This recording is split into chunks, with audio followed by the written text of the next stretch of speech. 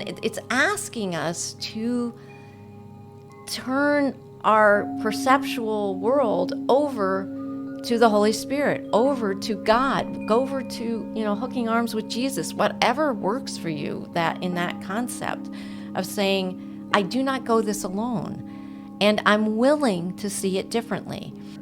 When I had that, what I call lifting of the veil experience for several days on end, I went to a grocery store, and I swear, I don't know what was happening, but I was just in the light. That's all I can say, in the light. And I felt from my own heart space, I wasn't doing anything. Something was reaching out and touching what appeared to be other beings. It naturally sought those who would be receptive. It just does it. It extends naturally to all that are receptive. So I don't do anything. When I am open to the Holy Spirit working through me, it does it automatically. I don't do anything. It just is what it is. Today's reading is from chapter 25, The Justice of God, and we're reading from section 4, The Light You Bring. Minds that are joined and recognize they are can feel no guilt, for they cannot attack, and they rejoice that this is so, seeing their safety in this happy fact. Their joy is in the innocence they see, and thus they seek for it, because it is their purpose to behold it and rejoice. Everyone seeks for what will bring him joy as he defines it. It is not the aim as such that varies, yet it is the way in which the aim is seen that makes the choice of means inevitable, and beyond the hope of change unless the aim is changed. And then the means are chosen once again, as what will bring rejoicing is defined another way and sought for differently. What's this aim mean? Well, like the word purpose, it's saying that you're going to have the aim of how you use your mind. So if I choose to have my mind as, my separate thoughts, my separate way of being and everything else, it starts off with minds that are joined and recognize they are can feel no guilt. Now, obviously, that's not the mind that I think about, whatever I think in my daily life and everything else. This mind is the mind that is shared with God. It's shared with the Holy Spirit. It's shared with every Christ. It's shared. So that is the aim, and thus they seek for it because it is their purpose to behold and rejoice. So if I want true safety, if I want true joy, then it means that I need to recognize that only comes in that grouping of oneness that we know as God. The love of God and the joy of God and the peace of God is all in that one mind. That's the only place it really is. Our ideas of joy, and it's going to go into that through the perceptual way, our ideas of what brings peace for us and everything else is a different thing than the mind that is joined in God, the mind that is joined with the Holy Spirit. So when it's saying minds that are joined or recognized, they can feel no guilt. So now it's talking about everyone seeks for what will bring him joy as he defines it. It's not the aim as such that varies, yet it is the way in which the aim is seen that makes the choice of means inevitable. So in a way, it's redefining or relearning what brings joy.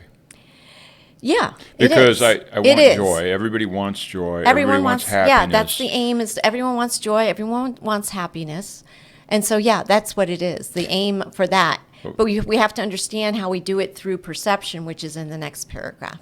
Well, if I go back to let's say because it's an immediate concern, kind of immediate, the war scenario. Okay. In terms of media, obviously, I'm not getting bombed. Yes. But it's an immediate concern in terms of just in the narrative, the zeitgeist, that everyone wants peace. and so that they want the joy and the happiness and the peace as they understand it. So if I look for the joy of that situation by certain means that I have in mind of peace treaties or ceasefires or ends of the end to conflict, Right.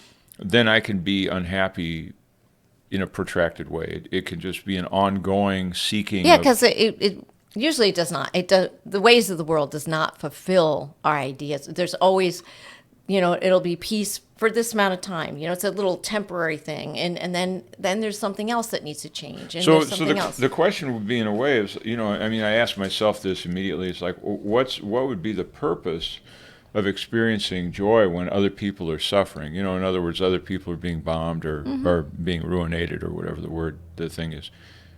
The thing is, the Course is offering joy and the experience of joy as my only creative response. In other words, that's the same as salvation. That's the only thing that's going to bring joy truly, is seeing this innocence that it's talking about. Minds that are joined and recognized can feel no guilt. They cannot attack, and they rejoice that this is so. In other words, reality itself takes out the possibility of attack, takes out the possibility of things being destroyed or messed up. And I rejoice at that knowledge. And it's not an esoteric... And the knowledge is always that there's nothing about the eternal, which includes the eternal Christ itself, the eternal God and everything else, that can be destroyed. So forgiveness always comes from recognizing that no matter what I experience from a body perspective, that the truth of what I am, the truth of what is happening anywhere, is not being one iota. It's not being changed, not one little bit. The truth can never be changed. The truth is the truth is the truth. That's what knowledge is. Well, everyone's seeking joy. Everyone wants happiness, peace, love, all this kind of thing. And so if I think to myself, well, I guess I'll have to defer that indefinitely into the future, I can bet that the means, according to the Course in Miracles, the means are wrong. I'm not being accurate, because true joy, love, peace, those qualities of God are available only one place, and that's right now. They're not available anyplace else. Right. That's right. So I'm wrong if I'm not able, if I have to defer the joy or defer... That's a good point. Then that's a very good point. Okay. Paragraph 2. Yes. Perception's basic law could thus be said: you will rejoice at what you see because you see it to rejoice. And while you think that suffering and sin will bring you joy, so long will they be there for you to see. Nothing is harmful or beneficent apart from what you wish. It is your wish that makes it what it is and its effects on you, because you chose it as a means to gain these same effects, believing them to be the bringers of rejoicing and of joy. Even in heaven does this law obtain. The Son of God creates to bring him joy, sharing his Father's purpose in his own creation, that his joy might be increased, and God's along with his. And we're back to what we talked about before, about I don't believe that I would ever want pain or suffering or violence or turmoil, because I'm better than that. I define myself as, let's say, a good person who would not want violence or harm to anyone. Right. So then I've sealed myself off from the possibility that really joy, that I'm identifying violence in a certain time-space process that is a violent process that might take hundreds, thousands of years, 10 years. That's the only thing I've identified that will bring me happiness. So I have identified pain, as that's that thing where it was talking about, what was it? When your what is it? Your goals, your wish, your desires, and your what are the same? Justified. What is justified and what you want. Yeah, what you want and what is justified are the same. Yes. What I want What is justified is the same. So if I feel like it's justified to see pain and anxiety and warfare and all these things, or psychosis in a family or illness, to grind on, creating victims and perpetrators in this crazy madness. And I think that somehow out of that will come resolution, peace, and joy. If I think that out of that, that's not what we're doing here. Now, I know that there's a world where you can pursue that, but the brilliance of doing A Course in Miracles is it'll let you off that hamster wheel and says you're seeing it wrongly. Yeah, and I'd like to use as an example just winning and losing, going to a football game or something else like that. You can see, it's like particularly if you're going to the Super Bowl or anything, which I haven't done in a long time, a party. But people are so invested in their teams. It's off of a screen that if they lose, they're devastated sometimes. It's like, oh, damn, and they can just be like in gloomy ways for a week over a team that they watched on a flat screen.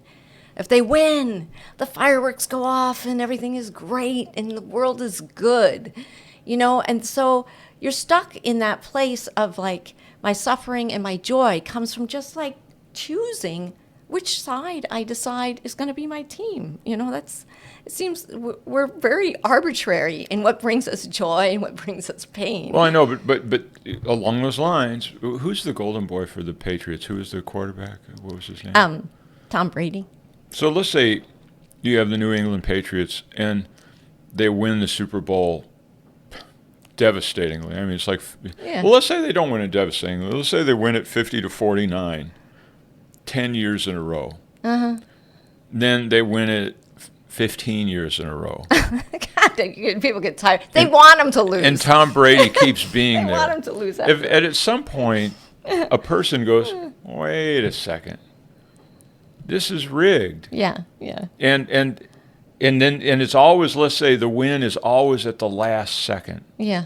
Now that's where you get into this concept of what I've heard recently called Kayfabing, which is World Wrestling Association, where people participate as though it's real. Yeah, as though it's real. They know it's not, and they want to be there. So that the New England Patriots, if they win every single year in a last-second 2-point goal line stand, and they win it every year, let's say 15, 20, 30 years in a row, and it's just like, and you start going, you have to make a decision at some point to find pleasure in the fakery. You have to That's right. Yeah. And eventually you'll say, well, I think I'm going to root for the other team hopelessly. And then you just say, I'm going to root for the other team knowing that they're going to lose and just wanting to be with them in the locker room, experiencing the joy of the pain of that thing that happens decade after decade after decade. It's the same pain. Right. Sisyphus pushing that rock up the hill. He's always going to get run over by that rock. And you just decide to find your joy with the losers, to find your joy with pain, to find your joy with the losing side. All I'm saying it for, do you understand, is the complexity of how I find joy and what I think brings me joy. Yeah. I want the possibility in a real world, my real world, I want there to be a possibility of losing.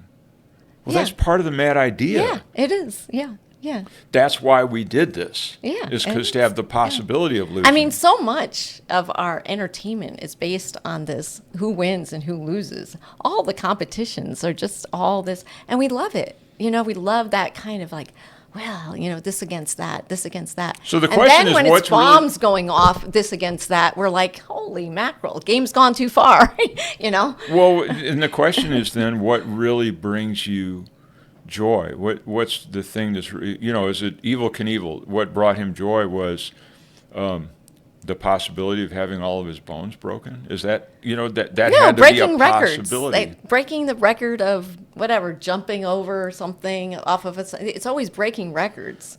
And you hope that you don't break a leg or a head or something. Well, like we talked about the BMX bicycle, the reels that they do make, these reels of people who tried that triple flip with 2.5 twists, and they ended up right on their head, and they end up in a wheelchair for the rest of their lives, or dead or brain dead. they do have those reels, and they're difficult to watch. But we don't really want to think about that. We Right. want the victory. Yeah, We victory. We want the We victory love the that's victory. snatched out of. Yeah. And so you'd say, in a way, that's this primal.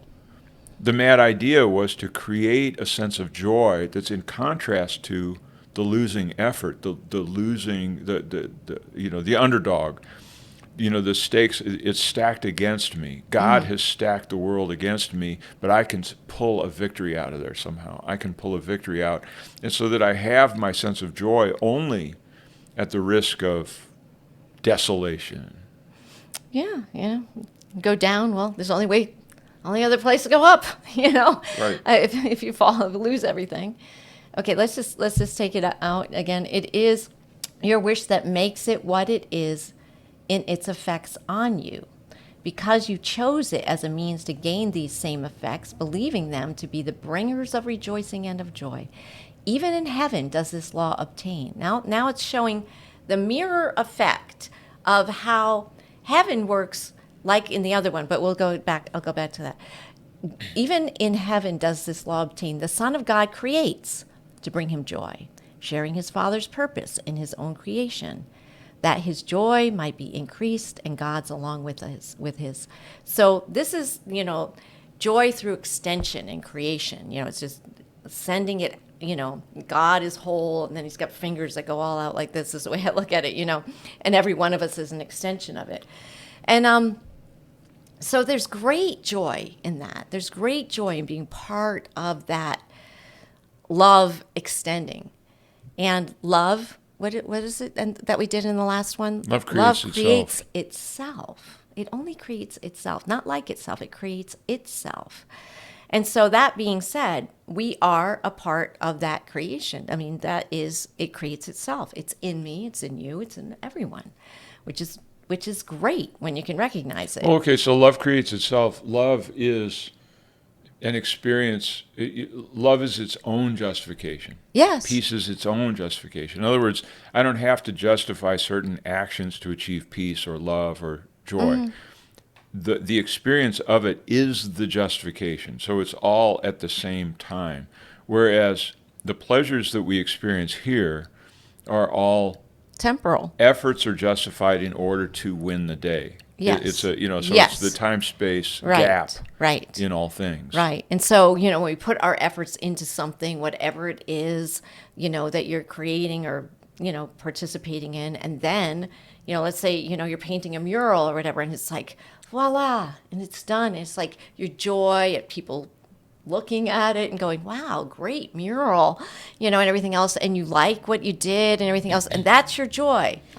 And it's always temporary. Because now here comes along the graffiti right all over it. And it's like joy gone, down the tubes.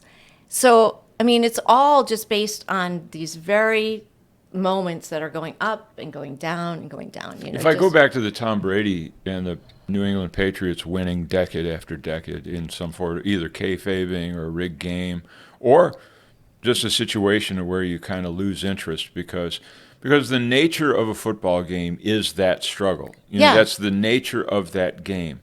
So if the outcome of the game is not consistent with the nature of the game is pounding of flesh, the struggle for dominance, all that kind of stuff.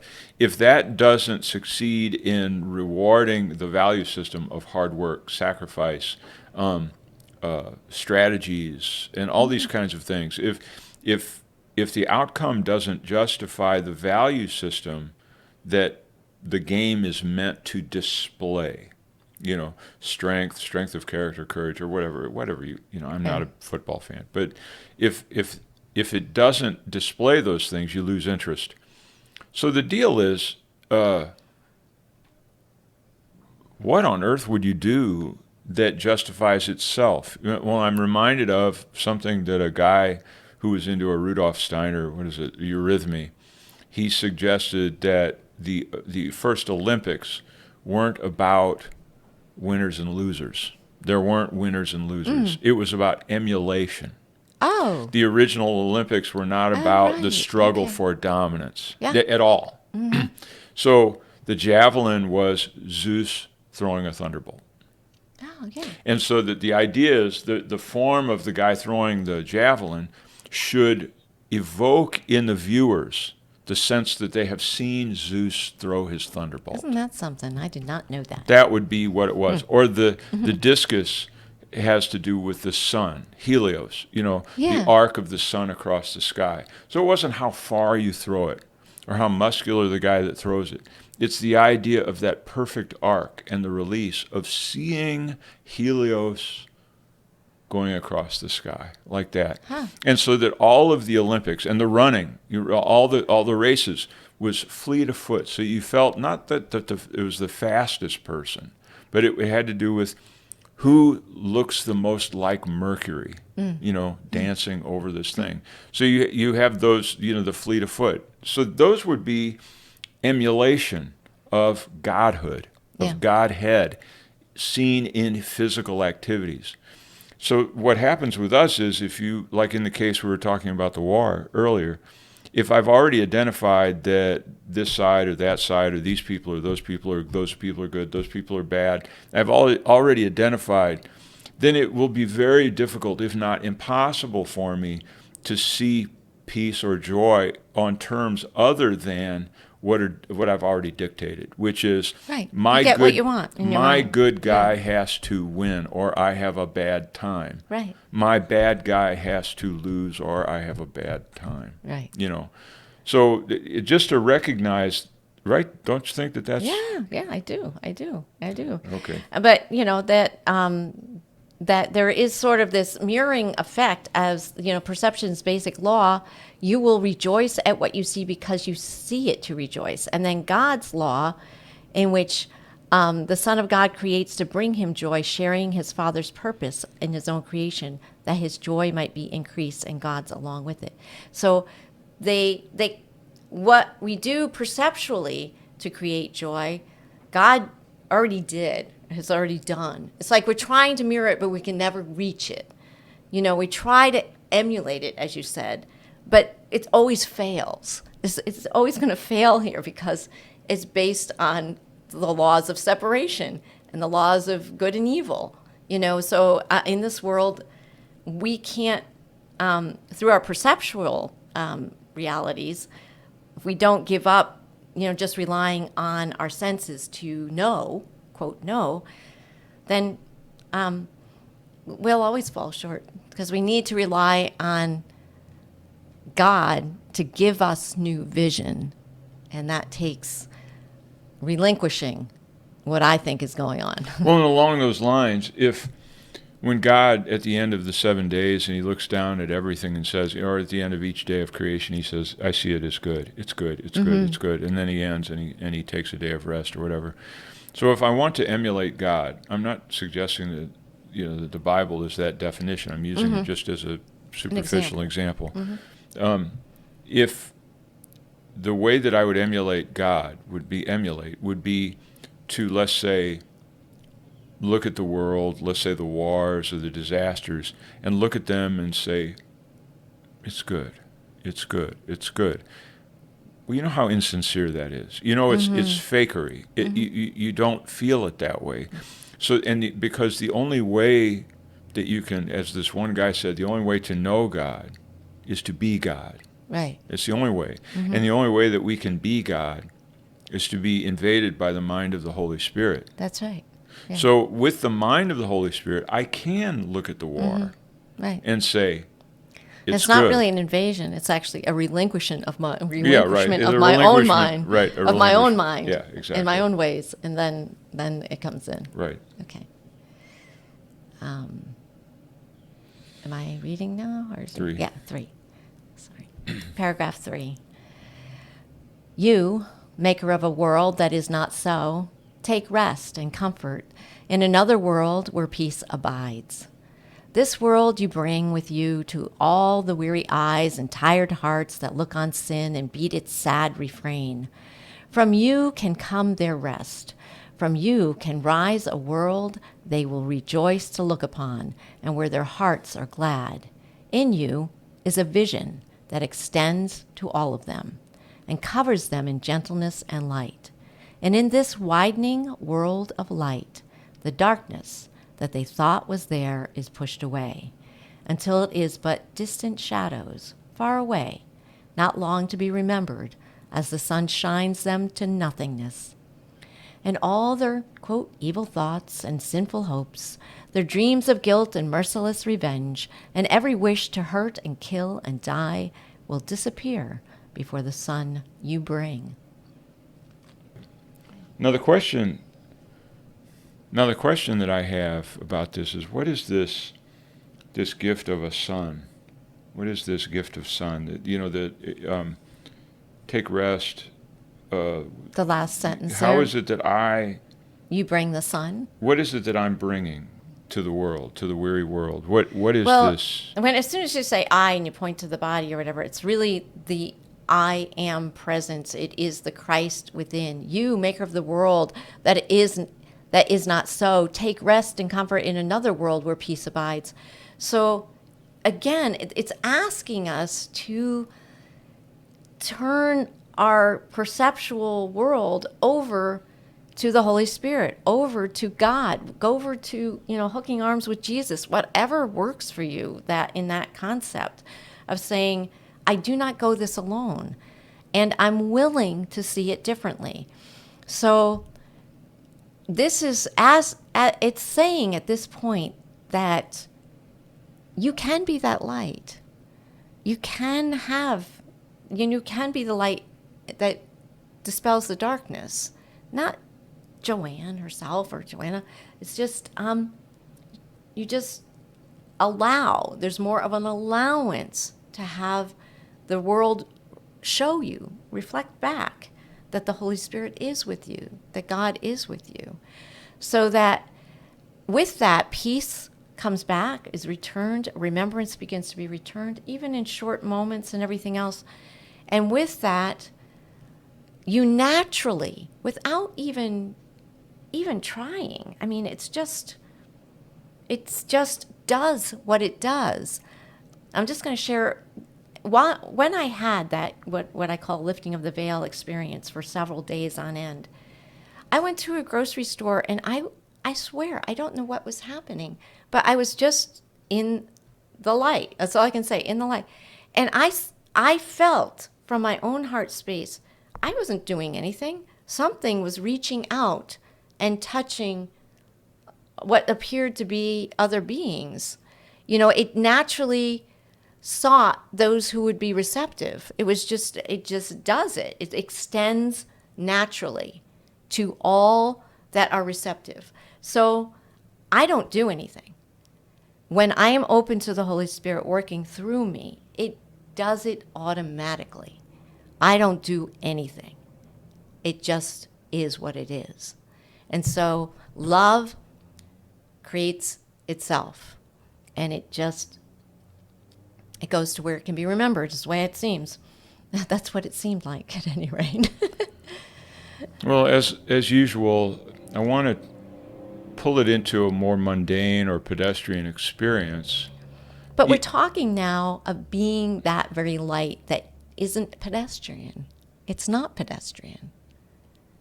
It is the truth. I know, but I guess part of what I have cautioned myself about any religion, because I did a lot of Catholicism. Mm-hmm. I went to a Catholic school, and I was very mindful about it. I've been an altar boy since birth, Yeah. And so that I'm very... I'm trying to imagine this little 1-year-old. Well,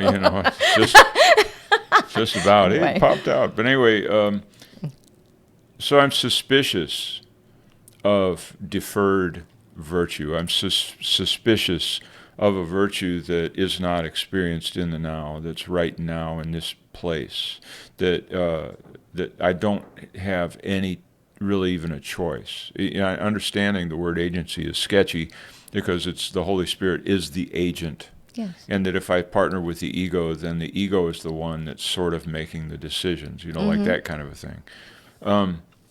But I want to, I don't want to just say, isn't this beautiful? That there is a world. I don't know it. I'm not there. I used to be there, like you in your case. Yeah, I was there for a couple of days, Right. and I don't want to leave it there. I don't like to leave it there. And so my own way of looking at it in terms of the pedestrian experience of it is that, and I have had this experience every time, that if I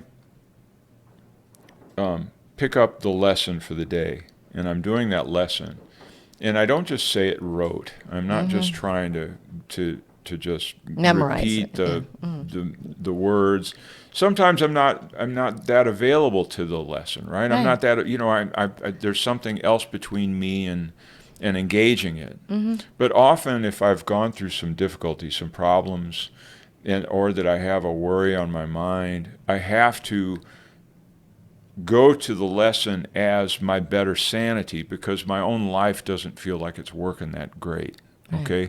And so I go to the lesson and say, that's a better form of sanity. And so I read the lesson and say, with a certain amount of what the Course calls faith and belief.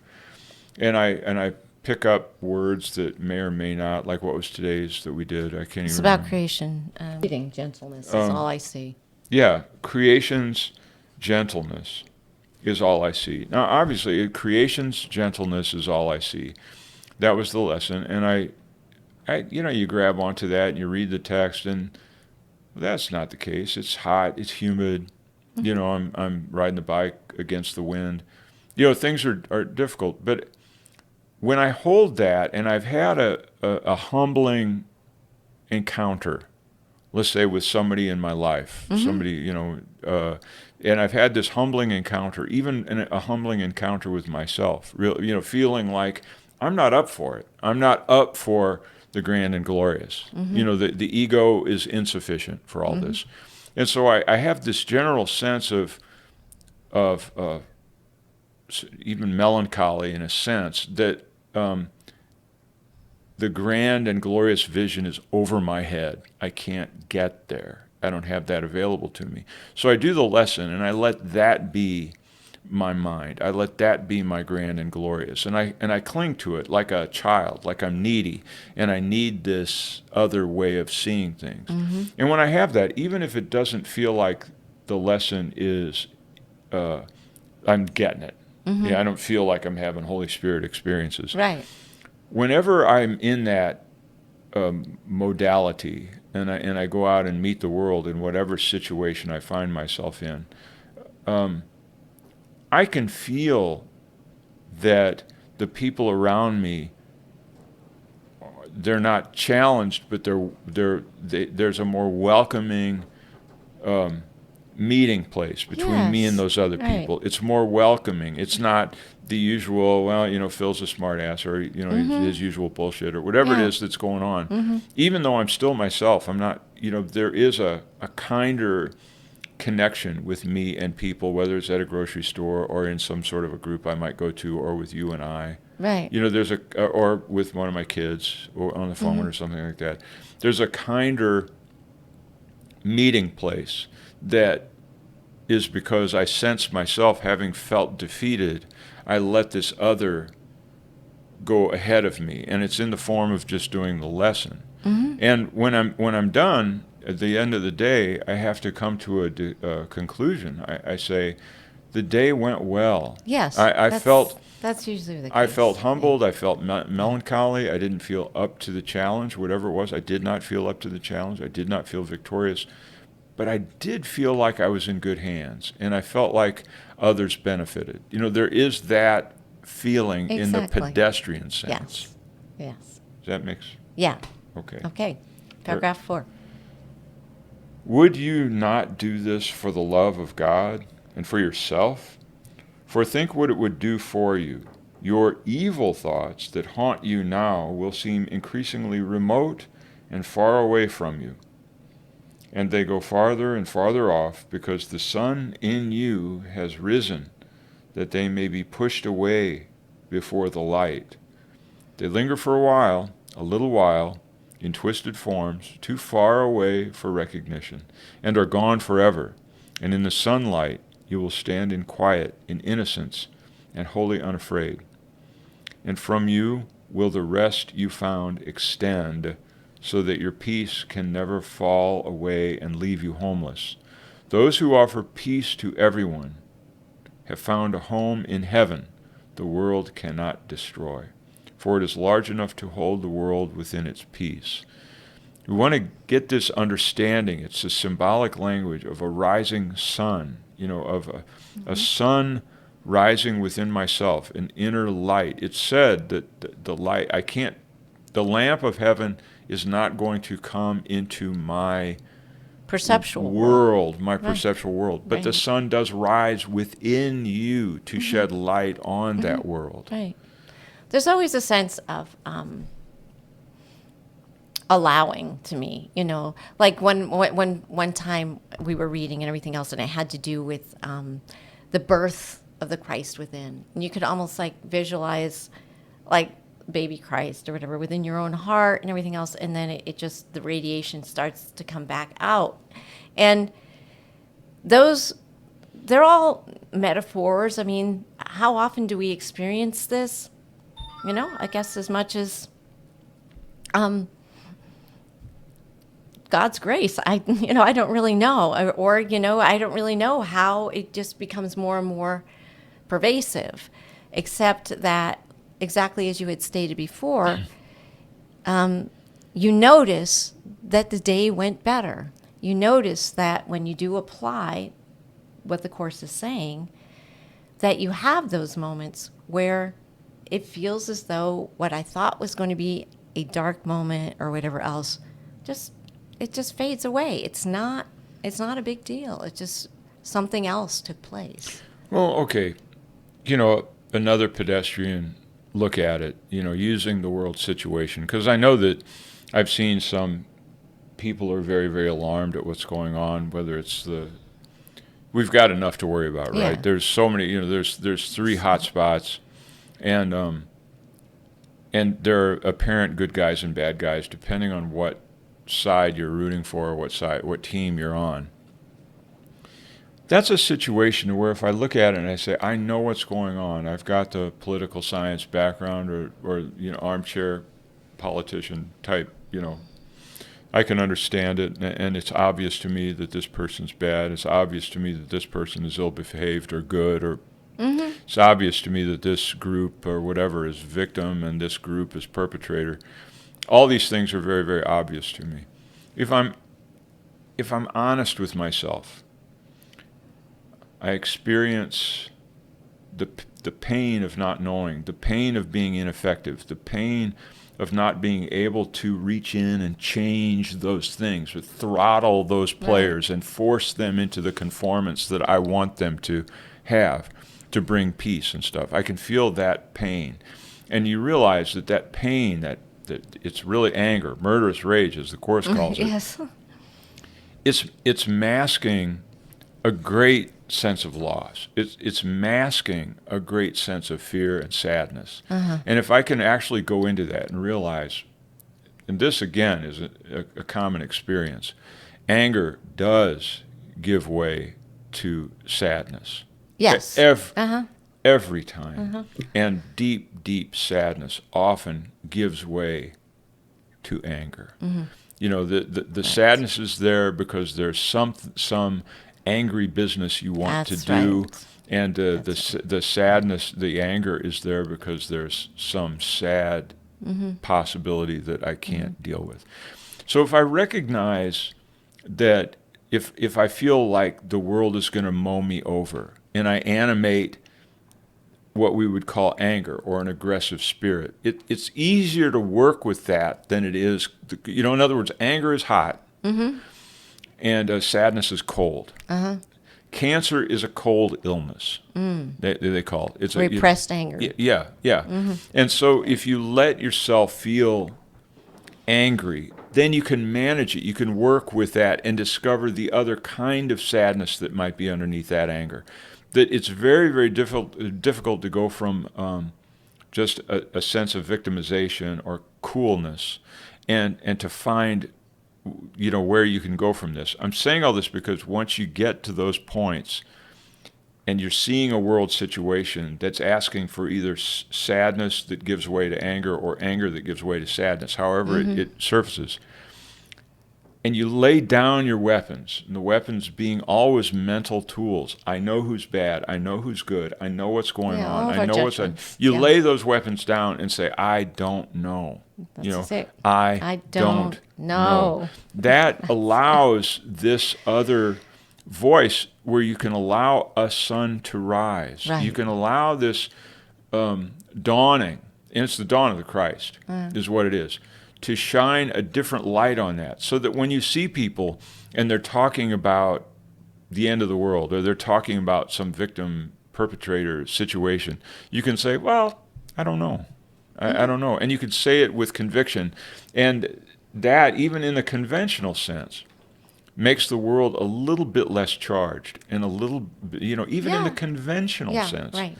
Yeah. But I think it goes far beyond the conventional. It goes into, if I can lay down those weapons and not decide that I've got it all solved. Right. I think that it actually goes out to a world and comes back to you as joy, comes back to you as peace and love. Yeah. Yeah. I don't know is a It great. has to be experienced. Yeah, You it has talked to go last. away. You talked about the practice. It is a practice, and Yeah. there's no way. There's no way that saying that these things help. There's no way that saying them. They have to be practiced. Yeah. Exactly. As an experience. Practice. Okay. Paragraph 5. In you is all of heaven. Every leaf that falls is given life in you. Each bird that ever sang will sing again in you. And every flower that ever bloomed has saved its perfume and its loveliness for you. What aim can supersede the will of God and of his Son, that heaven be restored to him for whom it was created as his only home? Nothing before and nothing after it. No other place, no other state nor time. Nothing beyond nor nearer. Nothing else, in any form. This you can bring to all the world and all the thoughts that entered it and were mistaken for a little while. How better could your own mistakes be brought to truth than by your willingness to bring the light of heaven with you as you walk beyond the world of darkness into light? There's that key word, willingness. How better could your own mistakes be brought to truth than by your willingness to bring the light? Because Or what's your mistake? the mistake is that I believe that my perceptual world is the true and real world. Absolutely. That's it. That's it. the mistake. Yeah.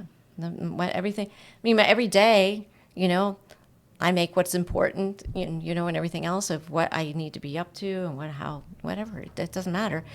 And in general, that's where I live.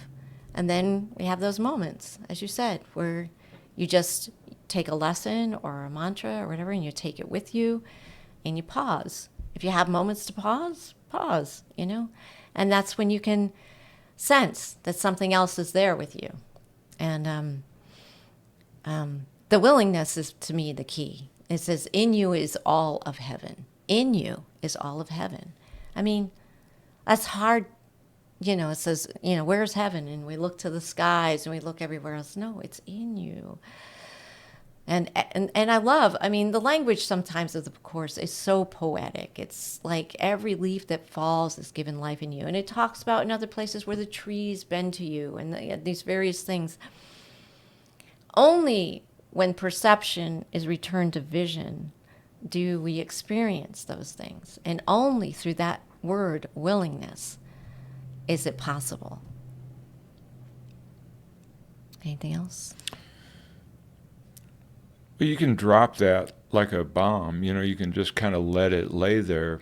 What you just said, I don't want to just let it go like that. That yes, it's an experience. We just got through saying that. There's no way that, in other words, they just remain pretty words. In you is all of heaven. Mm-hmm. In you is all of heaven. It just rolls off the water off the duck's back. You just don't. It's meaningless. In you is all of heaven. But I don't know if it's meaningless, but I mean, no, I mean, it has a certain feeling. Is all I can say. Yeah, no, I mean it's nice. Yeah. It's nice. But what I'm saying is to try to arrive. For me, and it's a personality deal, and it has to do with Myers-Briggs. I'm sure about what my character structure is. But I like to take words that are simply poetic. It says in the Bible, not a leaf falls, not a bird. Do you think that God cares less for the sparrow? You're worth far more than a sparrow. All these kinds of things. And we listen, oh, that's nice. That's nice. But parenthetically, I don't believe it. That's nice. I don't experience that. So, in a way, there's a possibility. There's a now time meditation possibility. In fact, Power of Now. Yes. Get in Power of Now and listen to Eckhart Tolle talk about this, achieving that sense of the future and the past are gone and that you're in your present moment. It would be worth it, because he makes literally a career out of that now state. Right. But in this now moment, as I've said in other places, this thing that I'm calling a body is a contact point between me and a network of relationships, a network of elements, a network of processes. And this body is connected to that entire network, of which Joanna is a part, this table is a part, the electronics is a part. And you have to just spend some time. And you're a part. Yeah, you're a part, definitely. And which, by the way, the people that comment frequently, those are very meaningful comments. I've developed a relationship with people that comment frequently, and that's a form of strange electronic friendship that I have, and it's not nothing. It's extremely meaningful, But in any case, it is a network of support and a network of finding the purpose and the truth of something. And you can feel yourself, the existence of yourself in that body, and then just think about the way that it puts in food, and it goes to the bathroom, and it breathes air, and it puts out carbon dioxide, and the trees are taking in the carbon dioxide, and just to try to soften the boundary between me and the world around me, try to soften that boundary. It's a meditative process. Yeah. When you feel alone, or when you feel that all this is just bullshit, and that you can't believe these things. Just soften the boundary between what I think I am, even to the extent of when I die, it will decompose, it will go somewhere.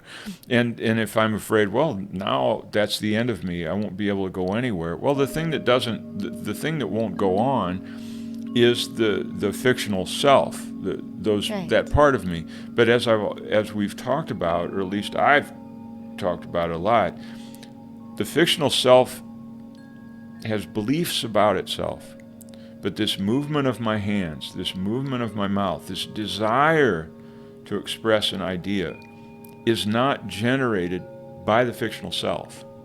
I agree. It's an impetus from inside. It's like my thoughts are pre to when I'm saying it. They just flow out if you pay attention. So you're not trying to do anything. So that one that's seeking the truth, engaging in process, and yet trying to go around process because it likes A Course in Miracles. The birds, the leaves, the rising sun, all of these processes, you recognize it's not just nice words. In you is all of heaven. If you can get to that place to where this thing that wants to express, wants to talk, wants peace, and yet is burdened by prejudices, all that kind of stuff. If I can somehow spend some time sorting out what's really, really going on with all this,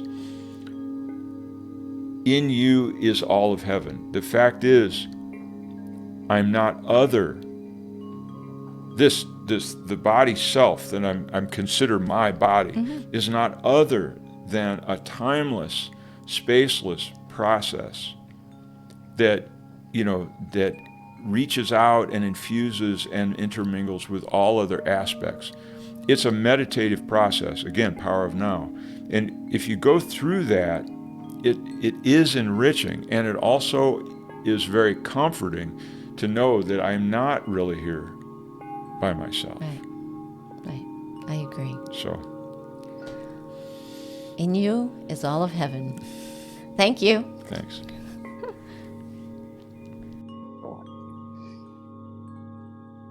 So he's going to kill me, turn around, he's not going to kill me. Now, there's something to ponder, which in real life I did, what we call real life, I did, and he didn't pull the trigger. Oh, wait. He pulled the trigger and he killed me. I want to capture that. This really happened? This really happened to you in real life? Oh, you had So you had a gun? He wasn't holding it to my head, But he he- was holding it to my stomach. But there was a gentleman with a gun, and so as this live time was playing out, did you literally go through these questions, or was it something that just happened? These questions Well, were I so just had enough inquiry in Right. me. It's automatic now. right. So it just fired automatically, and so It's what presence is. It's Yeah. Right. awakeness. right. Yeah. And he, as it happened, he didn't pull the trigger. But if I had room to run, I wouldn't hesitate. I just wouldn't run out of fear. And as he was holding the gun, it was, my thought was, I hope he doesn't do this to himself. Right. Interesting. And without my story, I'm going to die, which I really have no way of I had no way of knowing. I saw his eyes, and it was at night, and it was near a riverbank and in the clouds, and it was so lovely and beautiful. Evidently, some kind of drug runner or something, I don't know, but I frightened him. I was in his turf, and I had no way of knowing.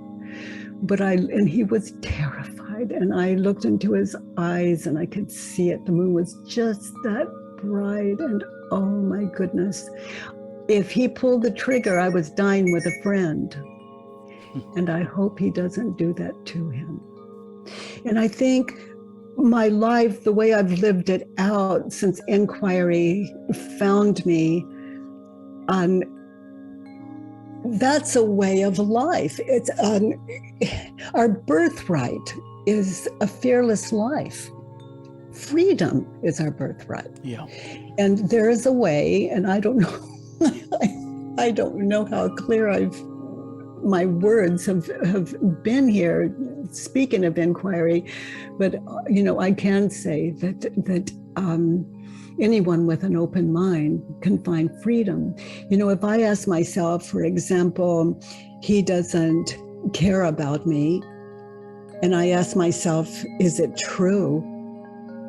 I'm not a mind reader. I don't know what another person is thinking and believing.